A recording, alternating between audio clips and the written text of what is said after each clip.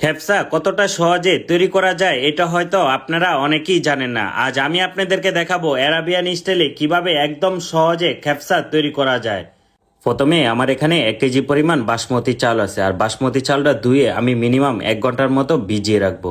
আপনারা অবশ্যই সবসময় চেষ্টা করবেন বাসমতি চাল ধুয়ে অনেকক্ষণ ভিজিয়ে রাখার জন্য। এখন একটা মুরগি হাফ করে 2 ভাগ করে নিয়েছি, মুরগিটা ভালো করে ছিদ্র করে নিলাম যাতে মুরগির ভিতরে একদম পারফেক্টভাবে মশলাটা ঢোকে।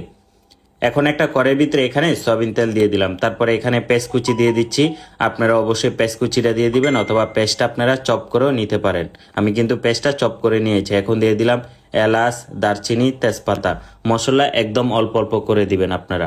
তারপরে পেস্টটা কিছুক্ষণ ভাজা ভাজা করার পরে এখন দিয়ে দিলাম গাজর, তারপরে দিয়ে দিলাম ক্যাপসিকামটাও আমি চপ করে নিয়েছি, গাজরটা জুলিয়ান করে নিয়েছি।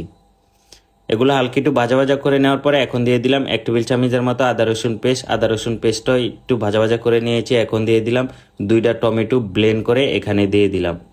আপনারা টমেটোটা ব্লেন্ড করে তারপরে এখানে দিয়ে দিবেন।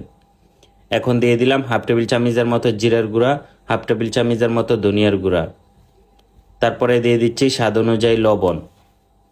এখন দিয়ে দিলাম অল্প একটু হোয়াইট পেপার, তারপরে দিয়ে দিলাম চিকেন পাউডার। এখন দিয়ে দিলাম অল্প একটু টমেটো সস। আপনারা চাইলে এখানে শুকনা লেবু অথবা লেবুর ছোকলা কেটে এখানে দিয়ে দিতে পারেন, খুবই সুন্দর একটা ফ্লেভার চলে আসবে। এখন দিয়ে দিলাম অল্প একটু মরিচের গুঁড়া। মরিচের গুঁড়াটা চাইলে আপনারা দিতেও পারেন, হলে কাঁচা মরিচটা বেশি করে দিতে পারেন। এখন দোনোটা হাফ চিকেন এখানে দিয়ে দিলাম। হাফ চিকেনটা দেওয়ার পরে আপনারা চাইলে কোয়াটারও করে নিতে পারেন। মুরগিটা কিছুক্ষণ কষানোর পরে আমি কিন্তু মুরগিতে পানি দিয়ে মুরগিটা ভালো করে সিদ্ধ করে নিয়েছি। মশলার ভিতরে মুরগিটা সিদ্ধ হওয়ার পরে আমি কিন্তু মুরগিটা উঠিয়ে নিয়েছি। এখন রাইসটা দিয়ে দিলাম। আমি কিন্তু রাইসটা আবারও বলছি, রাইসটা কিছুক্ষণের জন্য ভিজিয়ে রেখেছিলাম। তারপরে পরিমাণ অনুযায়ী পানি দিয়ে দিলাম। আমার এখানে 1 লিটার 700 গ্রামের মতো পানি দিয়ে দিলাম। তারপরে এখানে কাঁচামরিচ দিয়ে দিলাম। এখন দিয়ে দিলাম স্বাদ অনুযায়ী লবণ আমার এখানে 1 টেবিল চামচের মতো দিয়েছি। তারপরে এই রাইসটা অনেকক্ষণ ধরে রান্না করে নিব। আর অবশ্যই রাইসটা কিন্তু আপনারা আগের থেকে ভিজিয়ে নেবেন, তাহলে কিন্তু পানির পরিমাণটা আপনারা বেশি দিতে হবে। তাহলে আমার মতো যদি পারফেক্ট পানি দেন তাহলে একদম পারফেক্টভাবে আপনারা খেপসা রাইসটা তৈরি করতে পারবেন একদম জর্জরা করে। এখন দিয়ে দিলাম ঘি। আর খাপসা রান্না করতে গেলে অবশ্যই আপনারা মশলাটা কম ব্যবহার করবেন।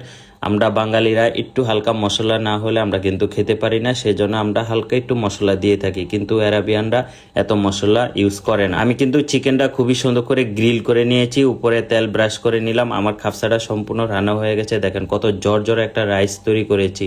আর খাপসার চিকেনটা অবশ্যই একটা ডালার ভিতরে রাইসটা আগে নিয়ে নেবেন, তারপরে খাপসার চিকেনটা উপরে দিয়ে দিবেন।